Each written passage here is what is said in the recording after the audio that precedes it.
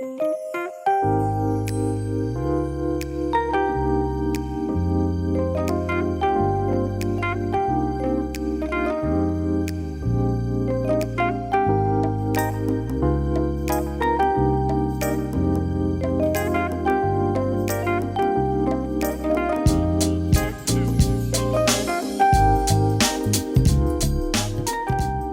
have the pleasure of introducing our moderator for this session, Dr. Darling-Hammond. She is the founder and CEO of Wise Chipmunk, an education and research firm through which she offers learning opportunities and advising to educators, organizations, and other entities, including Congresswoman Bonnie Watson Coleman's Black Mental Health Brain Trust. Through decades of work with CBOs, universities, K-12 schools, think tanks, and individuals, she has developed the Bridge to Thriving framework, which centers in the wholeness and lived experiences of people experiencing overlapping oppression. Dr. Kia focuses on human development, anti-oppression, transformative justice, and healing justice in her work, with the goal to help people face their fears, cultivate abundance, and develop a principled, perseverant approach to getting free. Please join me in welcoming our moderator tonight, Dr. Kia Darling-Hammond. Thank you so much. I am really happy to have been invited to keynote this offering and to be in conversation with these 6 experts here today. I'm going to begin by offering some comments from my vantage point as a social scientist, a developmental psychologist, and an educator. And then we'll enjoy 2 brief panels, and then we'll have time for questions and answers. So I want to begin by framing this event, which we named Restoring Peace, and just to put into perspective what we mean there in the context of thinking about violence. So restoration is being used as harm reduction, healing, repair, and care, and peace in the sense of individual and community sense of balance and hope for a vibrant, equitable, and well-resourced future. And because violence is complex and multifaceted, it makes sense for us to use a healing justice framework to understand the way forward.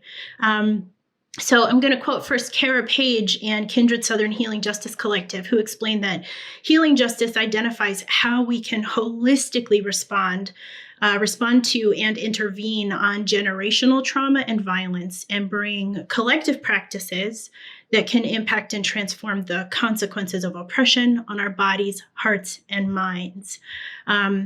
Writer and activist Prentice Hemphill goes on to build on this and help us understand that healing justice can mean centering freedom dreaming and abolition, developing and honoring healers who have not only the capacity to navigate their own complex emotions, but others' complex emotional growth. We'll hear from some folks like that today. Organizing to interrupt our dependency on institutions that are doing harm, whether that's medical or carceral or even our food systems. Valuing people's care and emotional labor and resilience. And realizing that care and non-punitive accountability are at the root of healing justice practice. So why is this important in this particular moment? And I want to talk about the conditions that undergird these emergent issues today. So part of the problem that we're facing, of course, is that there is a lot of violence that surrounds us. We live under physically, spiritually, cognitively, and psychologically violent conditions, and those have intergenerational implications. So we can see the long hand of capitalism and colonialism and imperialism in things like corporate control of curriculum and assessment, or the educational apartheid that's linked to inequitable property tax funding, generations of redlining, bank abuse, and other modern remnants of the systemic chattel slavery and indigenous genocide that solidified national wealth. And that really, truly obscene amount of wealth is concentrated in the portfolios of a tiny percentage of the population who've encouraged and capitalized on a kind of manufactured scarcity, which has seeded homelessness, which is growing, hunger, including children being hungry, which is growing, and social division. So we see gerrymandering, redlining, discriminatory urban design, hazardous waste that's disproportionately impacting communities of color, toxic water, Flint, not alone, of course, toxic air. And then all of these have implications for children's physical and cognitive health and the conditions under which they develop and learn, and the conditions under which the adults who care for them develop and function and live. So all of this is a lot. And these issues, some of them can be passed epigenetically across time and generations. We see then also a condition where very wealthy people can leverage politicians to leverage police to maintain the status quo. Some of those police are in our schools, and some of our schools are very much like prisons. Luckily, not all of them. But what that tells us is that we're in a state of punitivity, and that's actually getting in the way of us healing, and that's getting in the way of us dealing with increasing violence. Violence is a complex social problem. We live in a society that has identified types of violence that it deems acceptable, right? Sadly, Breonna Taylor died by what many considered an acceptable form of violence. We can even see it in how we socialize children, that sort of age-old, they only hit you because they like you explanation that so many of us have heard.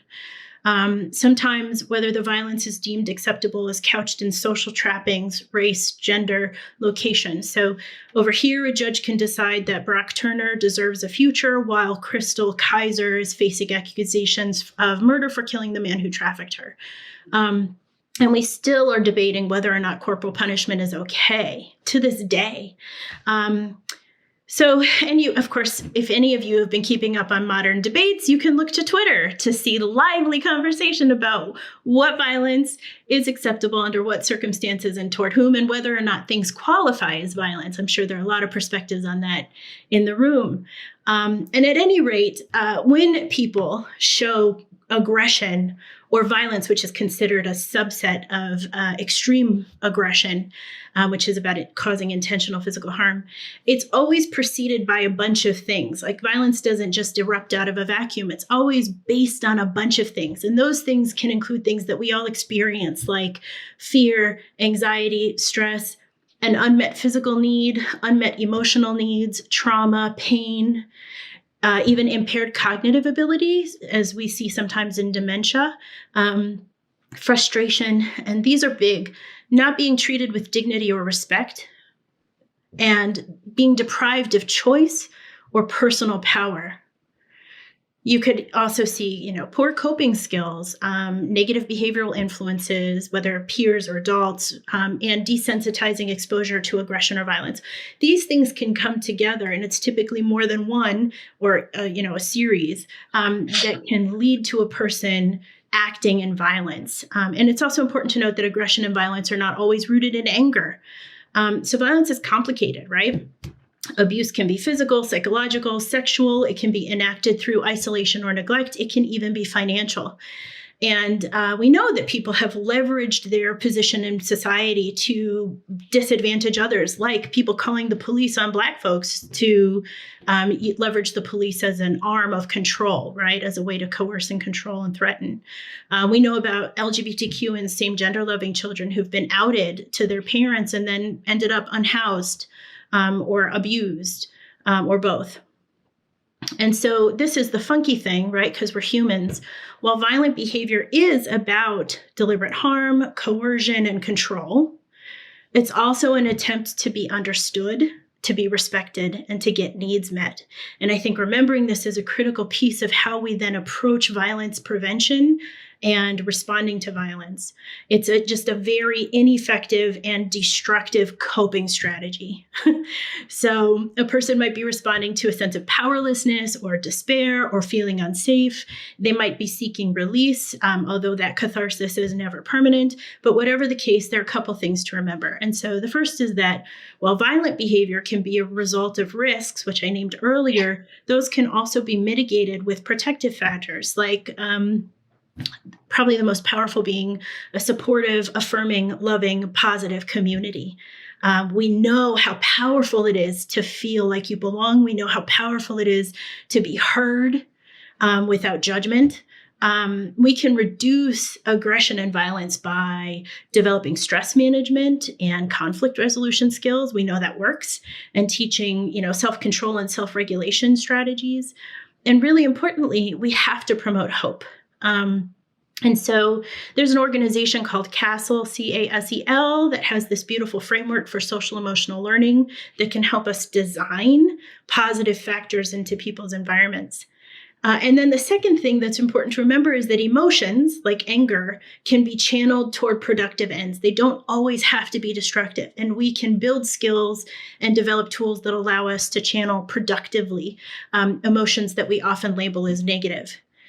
So in this moment, when we're seeing an uptick in violence, especially among children, not only towards others, but also towards themselves, it's important to know that they are doing the best that they can with the tools that they have under the conditions that they're in, which they don't control. So it's our responsibility as adults to help them and to provide the positive developmental relationships that they need. Since they've inherited, a climate crisis, civil rights and human rights crises, highly visible violence, highly mediated, highly visible violence, a health crisis that's disproportionately impacted Native and Black communities. The most jarring statistic I heard about that recently that it's 1 in 500 children have lost a parent or non-parent caregiver to COVID. Unbelievable. We know that they can now experience bullying online or on their phones or via social media, as well as in the places it used to happen. We know that there's harmful legislation that's making children feel like they're not safe anywhere that's being passed. So really, as Prentice Hemphill said, it's our most vulnerable and our least protected who are really under attack. So we have a lot of work to do, and it's not a surprise that young people are exhibiting a high level of stress. We need to give them the tools to manage and to work through and to heal from it. I think there's a temptation to think that children don't feel the weight of the world or that we can hide it from them. And the fact is that they do feel it, and we can't hide it, right? We can't hide away from it. And they've been looking to us to make it better. So anger and despair and a sense of unsafety pervading are very rational and understandable responses to a state of overwhelming crisis. So what can we do? The first thing is that we have to let go of punitive logics of punishment and isolation, because those are how we end up feeling alone, disconnected, and resentful and angry. Instead, we can reduce the noise and cognitive load that gets in the way of making time and space to reduce arousal, to increase reflection, to increase connection, and to build skills, right? Schools are notoriously busy and noisy and overwhelming. Life can be busy and noisy and overwhelming. So we need to support one another to create space and peace and to grow together. It's really important to understand children's development, especially adolescents, where we see a much higher rate of violent behavior. They're at an age where they're developmentally in need of an enhanced level of respect, consideration, status, and autonomy. They literally, their brains, their bodies are reaching the point where they're ready to differentiate from adults and move toward adulthood. To work effectively with them, we have to give them that respect, consideration, status, and autonomy. And interventions that don't do that or that don't help adults to show up in those ways tend not to work with most kids. At earlier ages, they do need respect and autonomy. That's important, but not to the same magnitude and not in the same ways. But generally speaking, they're us as people working with kids, we just need to understand how they function developmentally. And I'll send a resource out to everyone that I really appreciate that does a good job of describing that. We can fix our mindsets. The first of which is to believe that all people, no matter who they are or how old they are or where they come from, are entitled to human rights, basic human rights, and that all young people are worthy, valuable, and possessed of inherent dignity in much the way we would want others to treat us. So, as Maya Angelou said, do the best that you can until you know better. And when you know better, do better. And remember that children are doing their best. And then finally, we can learn more from the research. I'll send out the resource about CASEL. I also recommend the books Fumbling Toward Repair, the Creative Interventions Toolkit, and its shorter workbook. And there's a book from Education for Liberation and Critical Resistance called Lessons in Liberation, an abolitionist toolkit for educators. Deeply embedded in all of these texts are not only guidance about how to reduce the likelihood of harm and violence, but then how to respond when harm occurs. They are brilliant, brilliant pieces of literature. And then I would say, finally, for my keynote, that what I notice gets in our way more often than not is when we choose control over relationships. And we choose control in all kinds of ways, the ways we use time, the ways we communicate, what we do listen to and when. Every time we choose control over a relationship, we are moving further away from the world we want to see. And so that is my quick keynote to get us geared up for the conversations that are about to happen. I'm going to introduce our speakers, and then I'm going to turn the mic largely over to them for 2 panels. I'm super honored to be in conversation with these 6 wise and insightful people today. Their experiences and work with violence will help shape the possibilities we imagine. And once again, I'll introduce them. We'll move into 2 panels, and then we'll have some time for Q&A. So in our first panel, we have a group of practitioners who do healing and restorative work across the country. Quinn Gunnell is the manager for restorative justice at Lawrence High School in Lawrence, Massachusetts, where he grew up. He comes to this work as the only boy in his family to not be incarcerated. And having avoided that fate, he was able to find his way through school into the classroom as a teacher. He taught for several years. Teachers had changed his life, and he decided to pay that forward. Now, as both a doctoral student and a restorative justice practitioner, he uses that power of relationship to build bridges and to create healing opportunities for the young people in his care. Joining Quinn is Michael Fu. He's the National Director of Behavioral Health at Hazel Health. He's a first-generation immigrant, a former Chicago middle school teacher, and a Stanford-trained MD, MBA. He says being a doctor is the least interesting thing about him. In Chicago, where he taught, there was a lot of gang violence and a lot of trauma and gun violence. And almost every single one of his students had somebody involved in the criminal punishment system. So there, he learned a lot about the school-to-prison pipeline and has dedicated his career to building services and products and partnerships that support adolescents and marginalized communities.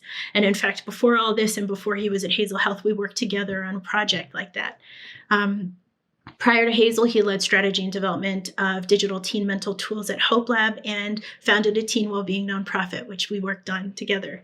And joining Quinn and Michael is Eric Adams. Eric is policy and advocacy manager at GSA Network.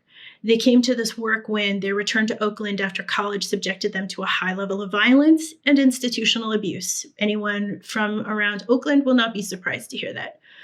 They got involved with youth organizing and undertook work to shift policy and address systemic biases through youth participatory action research and grassroots organizing. And so they will be our first panelists. And I hope people are thinking of questions and excited to engage with us after we have these conversations. So, friends, we'll start with Eric actually in response to this question. So what would you offer to help our audience understand how and why violence is unfolding among young people in this moment in time? I think that, first of all, hi. So good to see so many Black faces in the audience. I think that young people are dealing with systemic violence without adult agency or voice. And honestly, you pretty much explained all of it in your first piece, but I think specifically what's going on right now with a lot of our young people is that coming back to in-person learning and readjusting and relearning how to be in community with each other in a society that has accepted violence as a form of communication, as a powerful form of communication, right? For people who feel powerless, for a group who feel powerless, it would make sense that that is the response, that happens in those groups. And I think for a lot of our young people, it's playing out largely along the lines of race and class, especially considering that distance learning meant that you had to have certain kinds of technology if you were broke, if you were houseless, if you were anything other than having if you were anyone other than the haves, then it made it really, really hard for you to engage with your peers for a year. And now coming back into that, people know you broke, right? And so I think that causes tension. I think that causes issues. And I think, again, when people don't have power, when they don't have any agency, because they don't choose anything about where they are, how they experience it, right? When that is the case, I think violence is kind of a natural response. Thank you for that. Really insightful take. And would anyone else like to jump in? We'll just popcorn.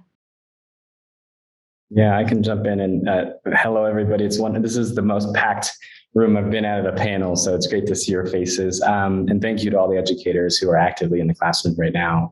One take I have on this is my girlfriend and I were driving yesterday, and she turns to me and she goes, I've had this general feeling of hopelessness for this, this period of time, and couldn't quite pinpoint what was going on. As Kia mentioned, there's so much going on in the world, from climate change to racial injustice. So I think that overlying lens to me is the key. In the work that I've done, I've tried to also pay attention to the research. And I think most of us are probably familiar when we think about violence, we think about economics and poverty. And part of it is that, and we understand and learn from the research, is that local economic situations are things that influence violence. But there's really interesting research, I think, that is coming out more related to the ideas of hopelessness and hopefulness and purpose. And what we also see is that it's not just the local physical environment, but young people, when they come into adolescence, they are very short-term in terms of decision-making. They look at what's immediately around us, right? And when we see our families struggling for generations, it's not just that, like, it's hard for me or my parents, but my grandparents and my great-grandparents, and we've been pushed down for generations because of race, because of whatnot. When you reach adolescence, you hold on to hope. And when that hope is not seen in your closest supporters, it's really hard to hang on to that. And what the research shows is that the more we build on hope, the more we prevent violence. And so we do know that violence committed in adolescence is a precursor for violence in adult. So my frame on it is, what I see happening is we've reinforced that in our world today. And I may seem young, but I didn't grow up with the internet. And so for a lot of it, and the world has gotten bigger for young people, but what they see is it's an expansion of hopelessness in many ways. So I think that's a lot of underlying as well, but that makes me hopeful, as much as that may not sound like it, very hopeful given, what research is showing us with what purpose can do for young people. Hi, everyone. So what's been shared, I totally would echo that. Dr. K, when you opened up about reasons or, factors that influence violence, yes to all of that. Generational trauma. I mean, my own family, we are not so far removed from the extreme trauma of our ancestors. And so I think many of us have to do the work of healing from that woundedness. And so, that's like the macro for me. And then, zooming in, we have communities like the one that I'm in at my hometown. It's just, we have all of these adversities that exist, these realities of life, living under these conditions. And there's a whole lot of woundedness. And, there's already these broken systems that exist. Public education, for the most part, especially when you start looking at, student-centered, wellness frameworks, you look at the actual systems of policies and the infrastructures that are in place. They do not. Sometimes it's like trying to fit a square peg in a hole. One of those things. It's doing this work now inside of a high school. I'm just like, how am I supposed to do this? Like when there's literally policies in place that serve as obstacles to this work. So I think what happened with COVID, with the coming out of the lockdown and remote learning, I think it just exposed all of that. It seems like we live in this fragile system that, you add a pandemic and then all of a sudden it's almost like somebody peels away a layer, and then you get to see, what the real situation is. It's like, sometimes I drive through the hood and I see all these nice cars, I see BMWs, Mercedes, and I'm just like, but I know some of these people because I grew up with them, and I know that they're like deep down they're struggling. You know what I mean? Like they're not doing their work, and they probably don't have the resources to do their work. But, having a 2020 Mercedes Benz, might help cope with some of that woundedness, right? So that's what I see in my neighborhood, right? So anyway, we have all these unresolved issues, and then I think it was a culmination of events when we had students come back to in-person learning, and with schools that just were completely unprepared, understaffed. Lots of teachers resigning with good reason. Many of them, I think, and it was just for local context here. We should have not opened. We should have not opened schools and gone back to remote learning. We just weren't ready, regardless of where you stand about COVID and masks and vaccinations. We simply were not ready. You cannot have a high school open in a community that has such high needs without adequate staffing. And I don't know if someone up above just thought, let's just open schools and see what happens. If you ask me, I think it was a great, it was very political. I think that's what happens. And I'm glad that there might be superintendents here listening, because I think this is a policy level at that, a policy discussion for that level. At what point do we say to the public, hey, wait a second, we know that the public wants this, or the politicians want this, but is this what our students need right now? I feel like a lot of the times that's what it becomes down to with public education, is that we make decisions based on the public pressure or the that's what it is, a political pressure. And then on the ground level, we see in my specific high school, the first 3 months of school, we had 80 violent incidents, like 80 fights between, among students. And that's something we've never seen before. So in 3 months, we had 80 fights, and that's a direct result of, that kind of decision making. So again, I think we just have to be more mindful of what's going to happen, the unintended consequences, I suppose, of making policy decisions when we're not ready and we're not really thinking about what the students' needs are, at least like their social emotional needs. Wow. That's so powerful. And I hear several kind of calls to action in what you all shared, the importance of young people having more agency, and us acknowledging that where they don't have agency, we have some work to do to make sure they're okay. Really investing in tension reduction, responsive policy that centers young people's needs and acknowledges, what the public challenges are. Healing intergenerational wounds, honoring the ways that people cope while still striving, in the science-backed of power of purpose and hope for reducing violence. And so, again, we hear there's so many stressors that are culminating in young people's lives. And so the next question that I have for you is, what are some practices or strategies that you've seen work well with young people who are dealing with violence? And Quinn, we'll start with you on this one. Thanks, Dr. Kia. So, the first one, just like this might be, like one of the big one that I wanted to list at the end, but like self-care is huge. So like I can provide an example from my own practice, right? If I'm not taking care of myself and pouring into my own cup, my threshold for what I'm able to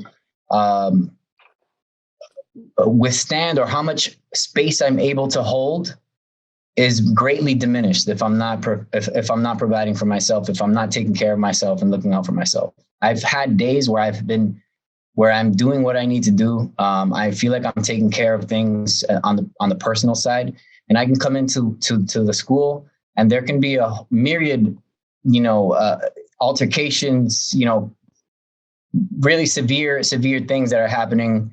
The things that are happening at home, obviously they come into the school. And I can be there. I can hold space. I can work with people. I can help people who are experiencing the stress of supporting students who are experiencing severe trauma. Or when there are days that I'm not taking care of myself and I'm not, eating right and meditating and sleeping well, and I find myself physically unable. I'm very limited. My ability to hold space, to facilitate, to practice non-judgment and unconditional positive regard and compassion and empathy. My ability to do all those things is greatly diminished when I'm not taking care of myself. So I guess can't emphasize that enough. And then, so, the great irony right now is that we're telling teachers that they have to provide students with these things. They have to be compassionate and understanding and empathetic and supportive, and they need to build relationships. But at the same time, we're telling teachers they also need to do XYZ, or else they're going to receive a poor evaluation. And mind you, part of that evaluation has nothing to do with what they're doing in terms of social emotional learning or restorative practices for their students. It's just not included in the teacher evaluation. So it's a great irony, it's like we have to treat our teachers well if we want our students to be treated well by them, right? So great strategies. I always go into, like, specifically when I'm thinking about, like, when I have to when I'm helping students work through a conflict. One of my biggest go-tos is there's the pre-conferencing phase of like a mediation is extremely important, and something I've observed myself mediations that have occurred without pre-conferencing, and I've seen that they do not have a great success rate. So that pre-conferencing, like checking in with all parties involved, is extremely important. Getting folks to agree on some common goals, making sure that folks understand that everyone that's coming to the table actually wants to figure it out, wants to help repair. Now, again, there's also a process that it requires some work in terms of getting people there, getting people to the point of, wanting to build connection with the person that they just had a fight with or had some violent incident with.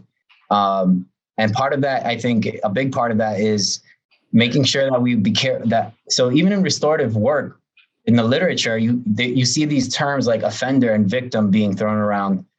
I think that's something that in my experience, I try to shy away from, because the offender, quote unquote, oftentimes in my experience does not see themselves as the offender.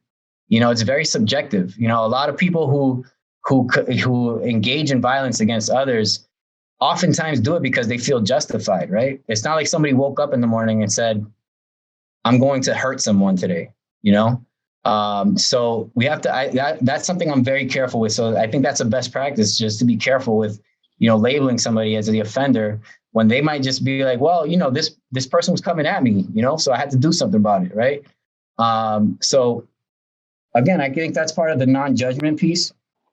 And also just talking in that pre-conferencing process, the experience of like getting folks to think about reintegration and shedding the labels, right? And let it, reminding them that they this doesn't have to follow them. If we can engage in this work, we can start, we can start fresh. We can, you can define your who you are without having this follow you if you engage in this process, or by engaging in this process, it might help you, not have to carry the weight of what happened last week or a month ago or yesterday. I think I'll stop there because I don't want to take up too much time, but that would be my share. Thank you. Thank you, Quinn. And you're right there in the mix of it, right? So you get to see it really personally. Michael, I actually want to invite you to go next, in part because I know you have the perspective of sort of providing national services and care to young people under stress, and you have the perspective of doing youth-specific work. And so what would you add in terms of really effective strategies and practices? Yeah, thank you. I would actually echo a lot of what Quinn said. I think I can speak from it less of I'm not a practitioner, for instance, of restorative justice initiatives in school settings. I've participated in a lot.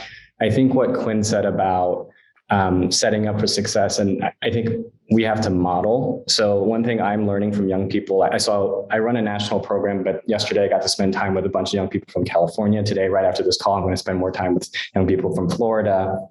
They're looking for humanness in the way that we conduct ourselves as adults in front of them as well. And so when they don't see that we are also not always strong and we are also not always having the right answers, that approach really sort of lowers their guard. So just modeling that and being okay with being a little vulnerable there. One thing I've seen that's been super powerful, whether it's been in a restorative justice circle or just other initiatives, is we talk about intergenerational trauma, intergenerational support and exposure. So I look at this room, we're all different ages. I have mentors who are 60, 70, 80 years old, and I have mentors that I call mentors who are younger than me, right? And when we bring young people into a room with peers, near peers, elders, they can see a bigger picture and see these connections, and there's more trust. And so that's one thing I really have benefited from and have seen other young people benefit from.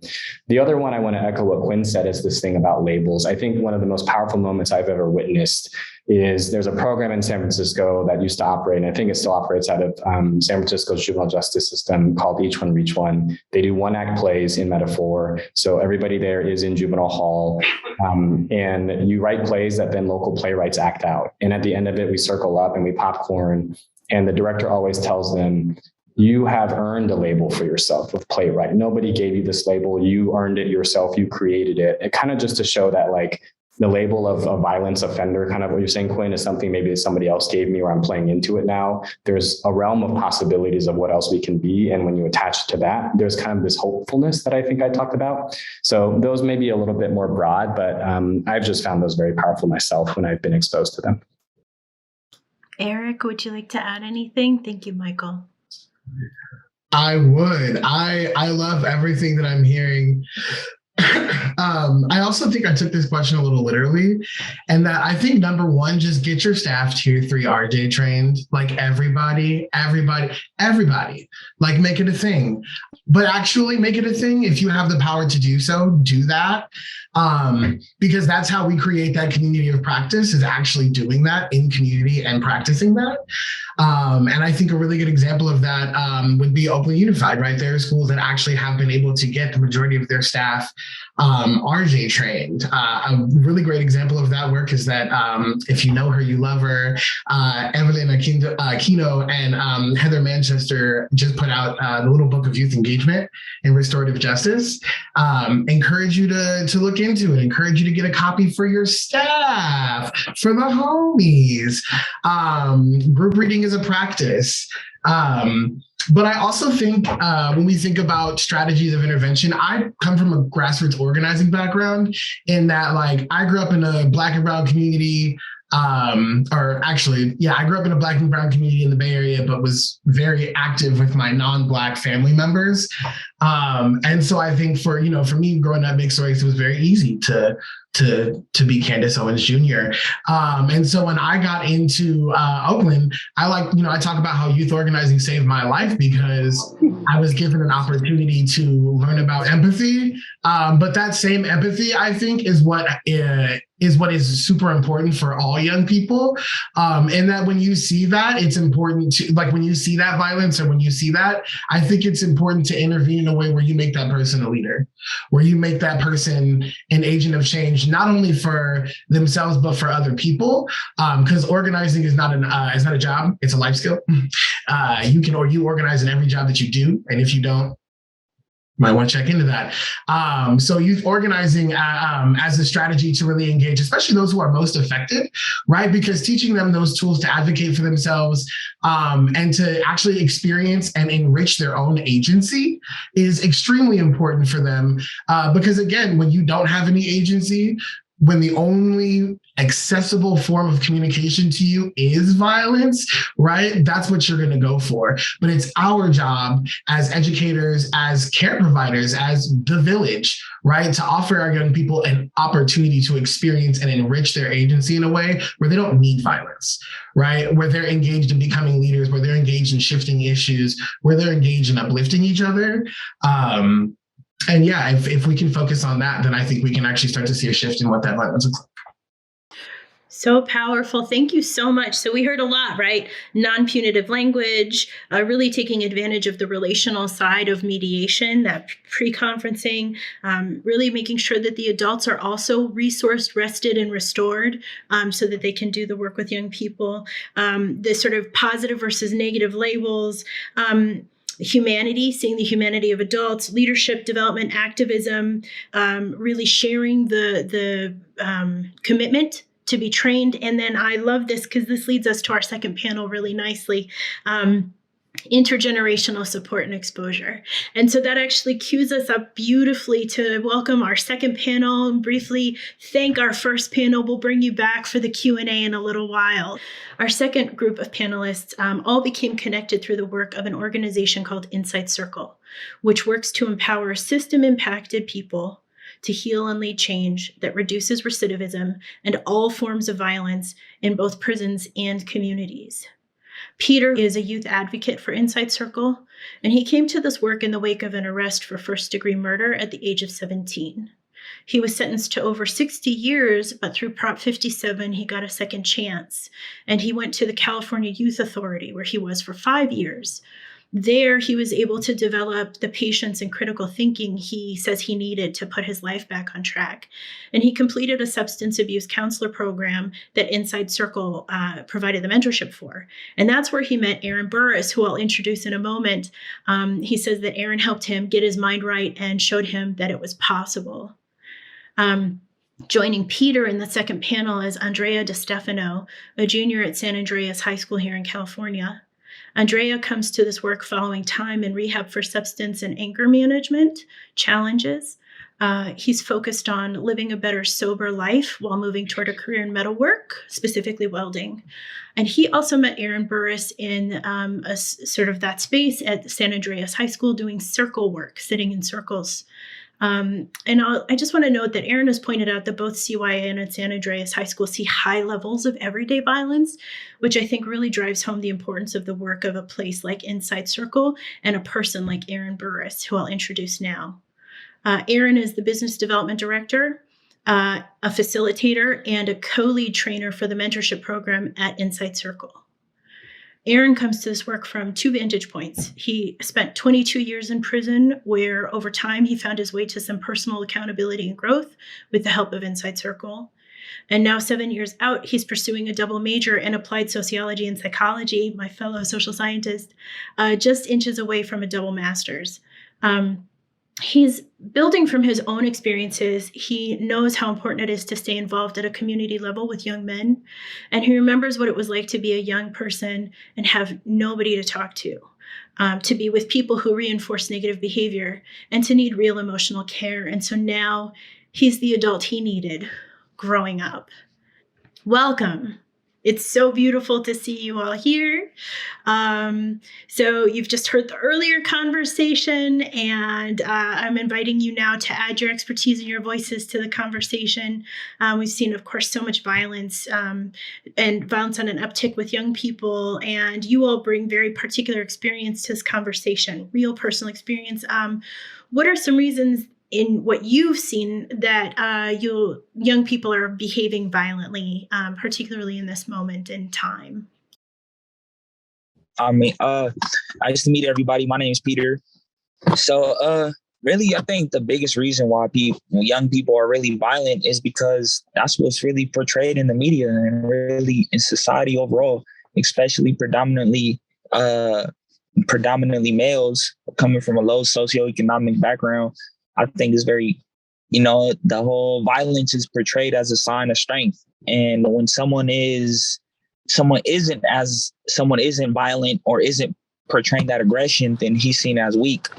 And, growing up in a urban community, violence was the one way to become accepted and to show dominance. And really, without being accepted and without showing dominance, you're really no one in that society.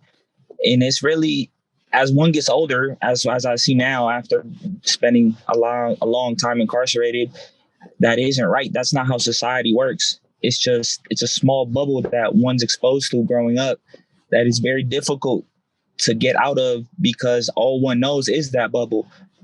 And I think it's one thing that I think we need more probably positive resources, older role models that came from the same situations we came from.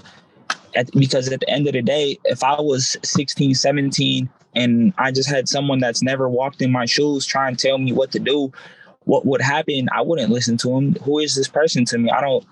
He hasn't never been through not one of my situations. And that's a huge negative thinking that, we develop as growing up as youth in those environments. And I think that's, if we could bring more people that supposedly made it out of those bad neighborhoods, of those low economic areas, if we could bring them back into that environment and really enrich the youth and show them that there is another way. Because a lot of times growing up, I didn't have hope at becoming successful. All I knew was gangbanging. All I knew was violence. That was what I was shown to. I didn't know that you could become successful through a 9-to-5. Everyone I seen working a 9-to-5 was late on their rent and struggling.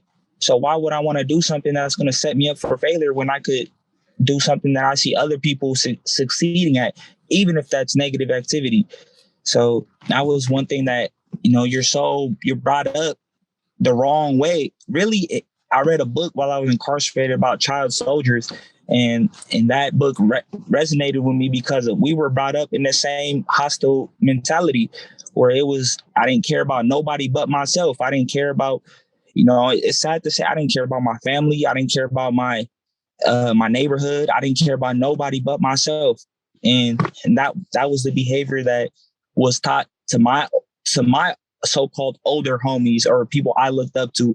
And that was the same behavior I taught to the people under me. And it's a cycle. And that's what really I think needs to change in order to show any type of success. Thank you so much for that, Peter. Andrea, would you be willing to jump on that conversational piece? Yeah, for sure. Well, yeah, hearing Peter speak right there, a lot of that resonated with me. Like the media, all you see is like the strong, powerful people who are respected. Like they're the people who put in the most work.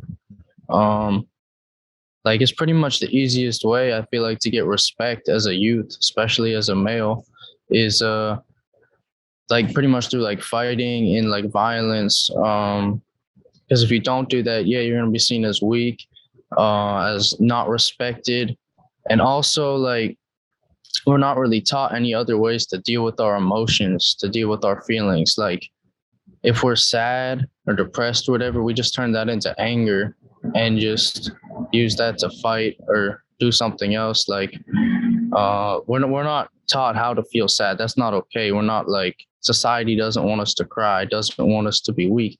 And so because that, we go to the other extreme of just like fighting, getting involved in like negative activities that like if we were taught some other ways on how to handle our emotions would be a lot more beneficial to us. Because like as we start getting a little bit older and like going into our adolescence and teen years, like we start feeling a lot more of these emotions, whether it's like heartbreak or just like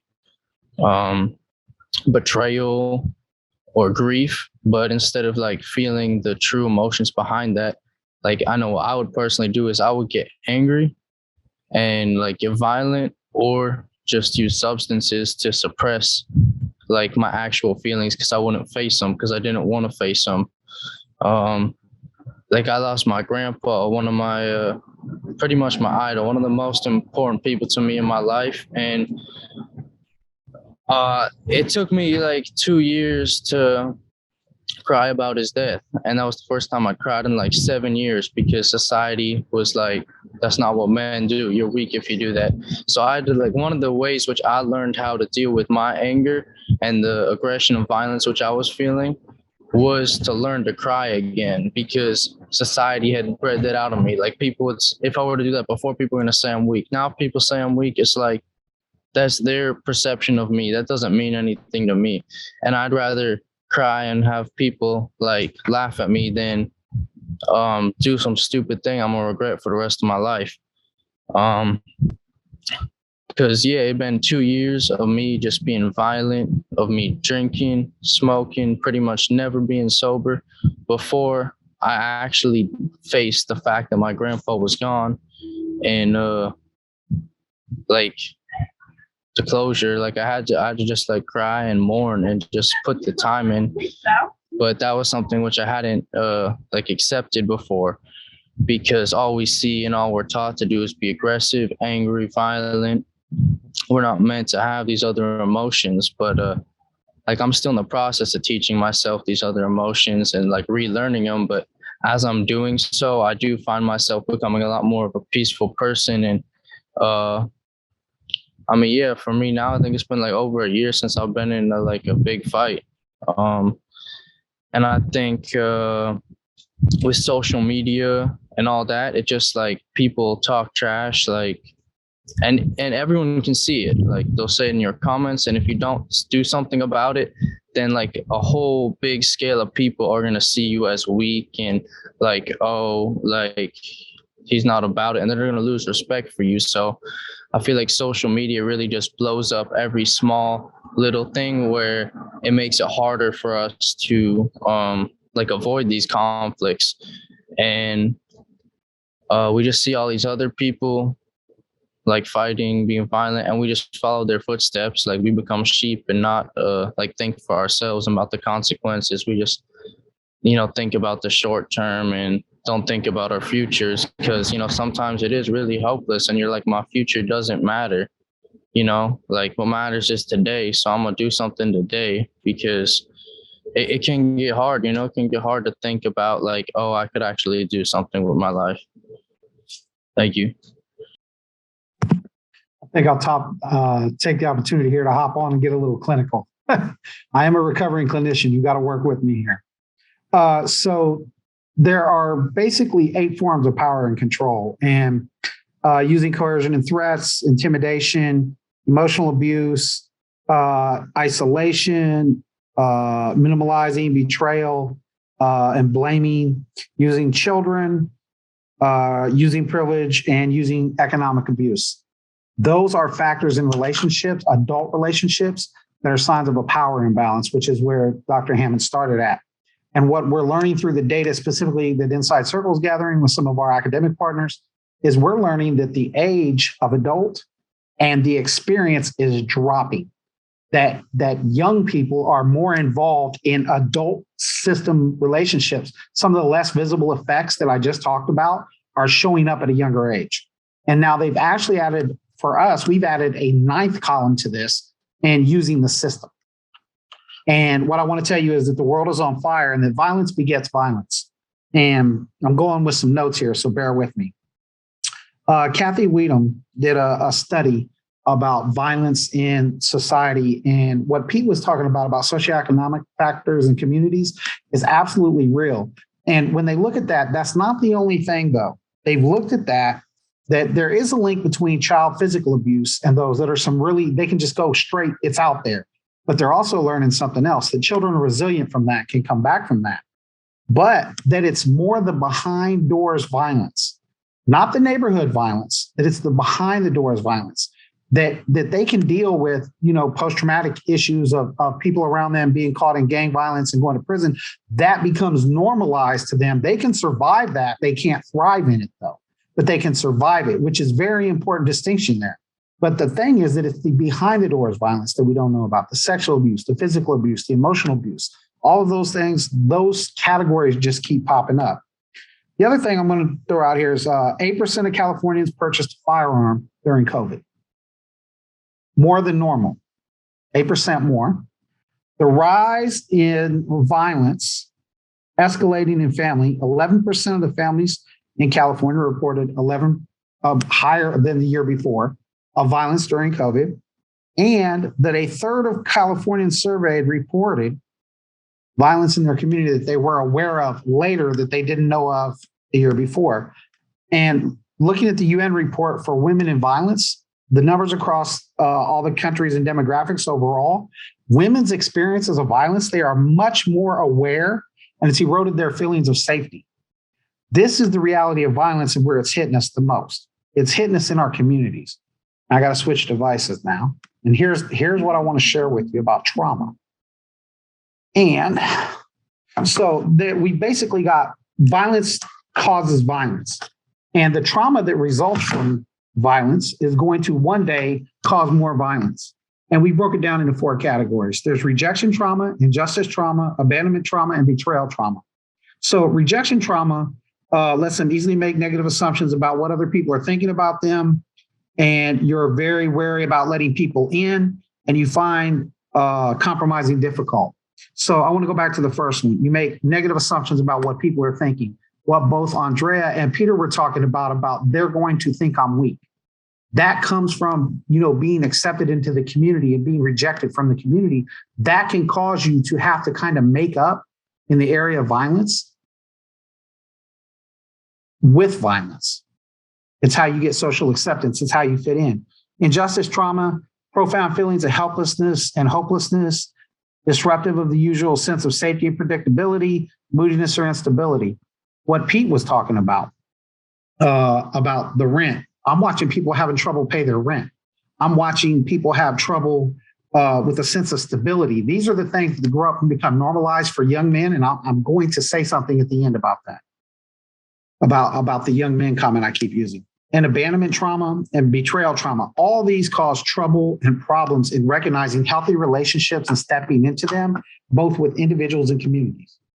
Now, the reason I said I was going to say the comment about young men is because young men is primarily my experience, but we began to do multi-gender work. And I've got to highlight something. In my cohort in New Jersey, I have 72 young men out of the juvenile justice system. They're on parole or in transitioning out. They're in programs. Domestic violence is an issue, not as perpetrators. Young men, not as perpetrators of these relationships, but in coming from less affluent neighborhoods and socioeconomic affected neighborhoods, these young men are good. I can't give you the exact number. I'm going to say it's higher than 20%, lower than 30%, involved as victims of domestic violence. It's normalized to them. It comes with being in a relationship. And some of the comments they make, they just told us, they're like, yeah, that's how it goes. Violence is becoming normalized in our society. It's on our TV. It's in our stories. It's becoming America's culture. And whether we're talking about, American foreign policy and aggression, if we're talking about the inability for culture to be built around acceptable fraternities, other than academic fraternities and social clubs, those are exclusive areas that a large number of people who live in this country cannot access. So we create our own. I say this, I grew up in a gang. I was in a prison gang. And those were the substitutes for the fraternity and indoctrination into ritual manhood for me. I was indoctrinated by violence. I was told that I was a man because I was capable of violence. And that's a lot of what we've lost the sense of, bringing young people through into adulthood in a good way, other than academic. If you can get in, you can get a scholarship, you get good grades, you go to college, you get credentialized, you get a degree, you've got a shot at a life. But other than that the only other acceptable thing that I've seen is the gateway through sports. And not everybody fits through that bull gate. Not everybody can get there. There's no outlet for young people, as Andrea was saying, for their emotions to be validated and supported. They've been taught to hide their feelings because it won't be accepted. And at the same time, they've been undergoing abuse at home. So it's natural for us to in turn then abuse ourselves and fall into substance abuse, to fall into gang membership. And then, do I need to say this? I don't think I do. I'm preaching to the choir here. Once you're caught in the system, and I'm specifically the criminal justice system, once you're caught, you're stuck. It's like it's not a rat trap. It's the glue rat trap. You can't get free of it. Have you seen those? And this is what I'm reminded of in our society with violence, and what I've seen in my experience with young men, especially around the justice system, reentry, and addiction. There was a movie around 1998 or 1999 with Denzel Washington called Fallen. And the idea was, yeah, I see, Eric, you know the movie, that basically that there was an evil spirit that could jump from person to person It put somebody that had been convicted on death row to death, and then the evil spirit jumped here, and every time he catch him, he jumped into somebody else. That's what violence is like. I hurt somebody, and when they can't handle the pain that they're enduring, they go hurt somebody else, because that's the only way they can either find relief through trauma, through to do it, or to pass it on, because now it's accepted. Well, it happened to me, so it's okay for me to do it. It's pretty much might makes right. And these are the problems that are plaguing our society. This is what's affecting our young men. And I see your hand, Kia. Thank you so much. I do unfortunately have to monitor the time. And so I want to give us enough time to sort of close with some strategies and hold space for the Q&A. I do want to just restate your emphasis on grief, stress, fear, and actually the need for people to have an off-ramp from the criminal punishment system in particular to re-enter the world. So let's come to the sort of the hope side of the discussion, although I want to thank you for the real talk you just gave us. When you've done violence prevention, violence responsive work, what are like one or two really powerful strategies that you've seen work with young people? And actually, Andrea, can you start us off? Yeah, well, I mean, that can be really hard to, like, when you're in the position before you've done any work, it can be really hard to take that first step. But like sitting in a circle with Aaron and just everyone who I sit with, I mean, you can see the progressions, like from where I was, where everyone else was, to where we are now. I've been sitting in the circle for, I think, about 9 months now. And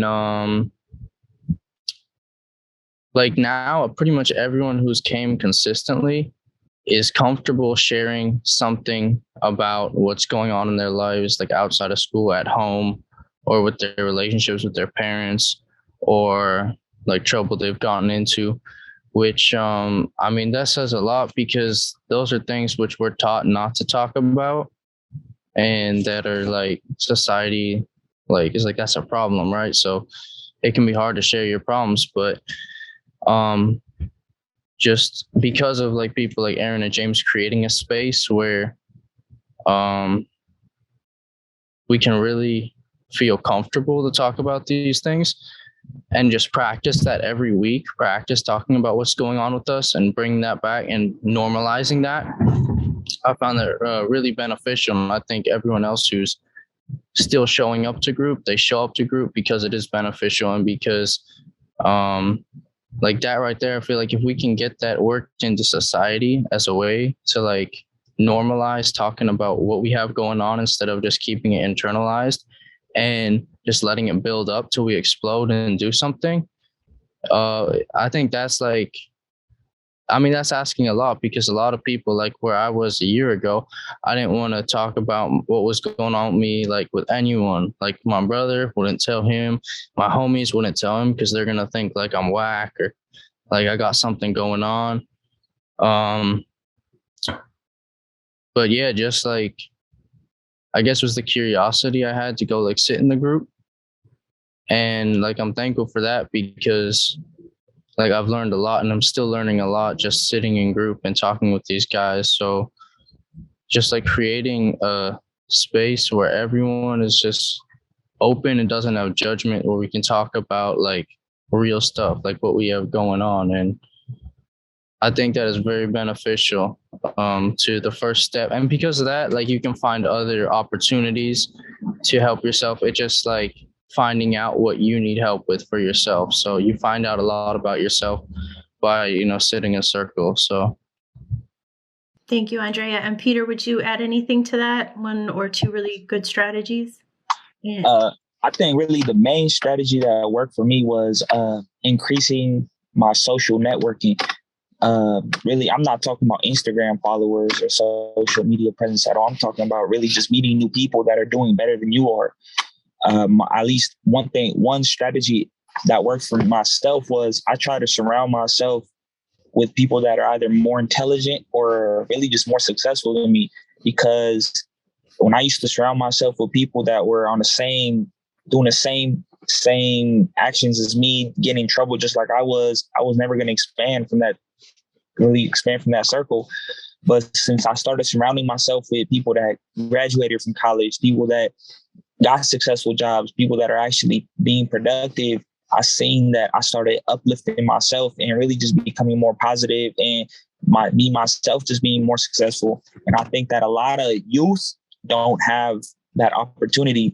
So if we bring these successful people into our communities, I feel a lot of people there, not everybody, but a good portion of them, it will be like another outlook. They'll be able to get more mentors. And with those, when they develop those mentors, they can get put in predicaments, put in situations where they wouldn't have been able to be put in before.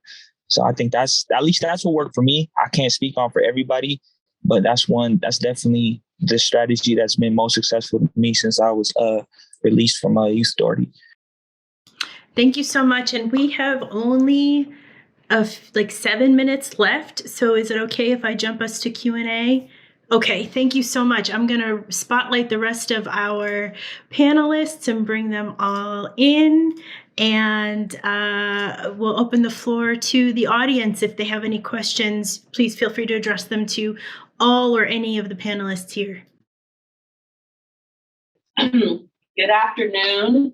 I'd like to say thank you to all of you. Of all the sessions, I've written like 4 pages of notes in this session. Thank you, thank you, thank you. I'm excited about taking back just a snippet of the information that you've shared. The question I have for the 2 young men that are on the journey, an exciting journey, is how are you giving back what you have been given? Great question. Well, I think for me personally, I've been trying to get other people involved to come into groups, sit in the circle with us, expand the circle. So, I mean, if they stay or not, that's totally up to them. But if they just like know it's there and I'm like, yo, you should come check it out. I mean, a lot of people have said they would and they haven't, but at the end of the day, if they end up coming in, like, I think that'll be very beneficial for them. Also, just like even sitting in this panel, like I've learned a lot from everyone here. And like, it just like, it gives you hope, seeing everyone come together to try to make a beneficial like future. So, I mean, right now I feel like I'm just taking small steps, but I feel like as I take care of like everything I have to and getting out of high school and, taking care of my job and all that stuff, then I'll be able to try to find different ways to weave this into my daily life because, I am really grateful that like right now I'm like sitting here and not somewhere else, so thank you for that question. The way that I try to give back to the community really is I'm part of a group called Omega Boys Club, and it's a group that's in the San Francisco Juvenile Hall, and I try to go at least once a week, and then but it's really I speak to other youth that are in Juvenile Hall because I was in the same shoes as them, and that's where I found my sense of hope. So I try to just show them that there's opportunity and show them really jobs that they didn't know they could achieve and do. And that's the main, at least for me, that's the main way. Once one achieves gets a successful job, I think that all that violence in the criminal aspect at least either minimizes tremendously. So it's a small step, but at the end of the day, I can't really give too much because I'm still working on myself, and I got a long journey ahead of myself, but I could put someone in the right step, have them take one right step, then that's all I really need. And, that's what I keep striving for. Yep. Okay. You have another question? Yeah. So thank you all for sharing your stories with us. This question is for anyone, but really Andres and Peter specifically. But can you think back to a time, because we're a room full of educators or supporters of school systems. Can you think back in your, life experience of whether it was a time or a grade or an age time or, where part of the, seems like several pieces of the system failed in supporting you as young men growing up, but where the school system missed an opportunity to help change your path? Yeah, well, I think so before I came to San Andreas, I was going to Tamalpais High School. It's a lot bigger than San Andreas. San Andreas is pretty small. It just constantly has people like coming in and going. But like when I was there, and then I went into COVID. So COVID started during like my freshman year. So I feel like I was still getting like my relationships with my teachers and everything, and that was really hard to do like over computers, and like made it hard for like me to like care about the work I was doing. And yeah, it was pretty much just like assignment after assignment, and some teachers would have us just come on and then literally just go to YouTube and watch a video to learn what we were supposed to learn, and not like really say anything. They would just like sit there and be like, all right guys, I posted a video, go watch this and turn your assignment in. And I would just hop off the call, then go out and do whatever I did. So I mean, obviously none of us saw this coming and couldn't really prepare for it, but I feel like at like a big public school, the teachers, some teachers cared, you know, and they would stay in after class and talk to you, but others, it was just like, for them, it was just give you the assignments and leave it all up to you and not really support you. So I feel like that let me down, because I lost hope and like stopped going to those classes completely. Just like my grades totally dropped, and having to retake the classes and whatever, it was just making me like want to drop out of high school and then stop caring about like pushing forward for my future. So I feel like, yeah, that was the hardest part, when I felt like this system isn't going to work for me. I'm going to go find another way to get my money up, and just, you know, high school, like it didn't matter to me anymore. Really, I think really the main way the education system failed me was I was expelled from school in my junior year. Got caught with some pills, Xanax, and when I had a meeting on whether to come back to the school district, they denied me. They said that, you know, they don't think I'd be a good fit for the school district, and you know, they pretty much just said, we're going to find out another solution for you. I didn't go to school for like 6-7 months. Pretty much my whole junior year, I stopped going to school, ended up going to juvenile hall. But at that point, that really messed me up mentally, because it made me feel like I wasn't good enough just to be in the school system. So at that time of my life, I didn't even think about going to college. Like, man, school completely went out the window for me. And, you know, luckily I was able to kind of get my mind right, and graduated high school and then going back to college. But, you know, at that time, it was just very difficult, especially for a young youth that's already in a sticky situation, getting in trouble with the law. I think that was definitely not handled the correct way. And I think if it was handled better, I definitely could have saved me from being incarcerated. Mm. All right, so we are now at the end of our time. Please join me in thanking the panel and Dr. Kia. Kia has a QR code, and she would like you to give her an evaluation, because she's always trying to learn and grow. So please scan and do the survey. Well, thank you, everyone. All right, thank you guys very much. Thank you so much.